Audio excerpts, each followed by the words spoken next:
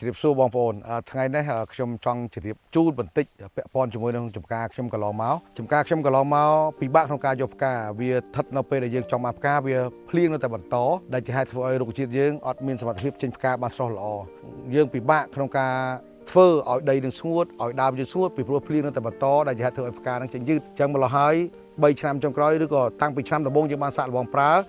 យើងឃើញថាធ្វើឲ្យដើមយើងស្ងួតចេញផ្កាបានលឿនទាំងវានៅសើមដីក៏វាអាចមានលទ្ធភាពចេញផ្កាដោយត្រេនខ្ញុំខាងក្រោយនេះយើងបានប្រើ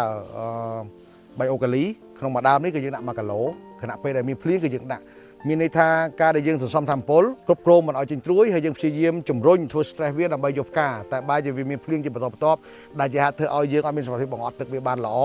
យើងបារម្ភក្នុងការចេញផ្កាមិនស្រស់ម្ល៉េះហើយយើងប្រើបៃអូកាលីដើម្បីទៅជួយកាត់បន្ថយសើមទៅនឹងដីសើមទៅលើដើមដែលជាហេតុធ្វើឲ្យជំរុញឲ្យមានលទ្ធភាពចេញផ្កាបានស្រស់ល្អយើងប្រើបៃអូកាលីក្នុងមួយដើមខាងក្រោយខ្ញុំនេះនៅចំការខ្ញុំនេះខ្ញុំប្រើ1គីឡូក្នុងមួយដើមហើយយើងបាចចេញពីគល់មកកន្លះម៉ែត្រយើងបាចដល់ចុងស្រយាបស្លឹកយើងបាចវាស្ដើងក្នុង1គីឡូហ្នឹងក្នុងមួយដើមហ្នឹងបាទអ្វីដែលយើងប្រើទៅគឺដើម្បីឲ្យដើមយើងនឹងងាយស្រួលក្នុងការចេញផ្កាអានេះជាទូទៅនៅចំការខ្ញុំប្រើនៅឆ្នាំនេះឆ្នាំតមិញគឺយើងប្រើនៅពេលដែលផ្លែយើងរៀបបេះយើងជួបជាមួយភ្លៀងដែរកាលណាផ្លែយើងរៀបបេះជួបជាមួយភ្លៀងដែលជាហេតុធ្វើឲ្យសាច់យើងទុំអត់ស្មើអញ្ចឹងខ្ញុំសម្រេចចិត្តប្រើម្ដង1គីឡូដូចគ្នានៅខណៈពេលដែលផ្លែហ្នឹងត្រៀមនឹងបេះ20ថ្ងៃខាងមុខឬក៏30ថ្ងៃខាងមុខហ្នឹងខ្ញុំប្រើយូមីកាលីបៃអូកាលីហ្នឹងក្នុងម្ដង1គីឡូបន្ថែមនៅពេលដែលមុននឹងបេះហ្នឹងបាទអញ្ចឹងនេះអ្វីដែលខ្ញុំជម្រាបជូនតែអ្វីដែលខ្ញុំចង់ជម្រាបជូនប្រវត្តិថ្ងៃនេះគឺពាក់ព័ន្ធជាមួយនឹងការចេញផ្កាហ្នឹងតែម្ដងពេលដែលកាលណាយើងប្រើបៃអូកាលីទៅទោះបីមានសភាពភ្លៀងយ៉ាងណាក៏ដោយឃើញថា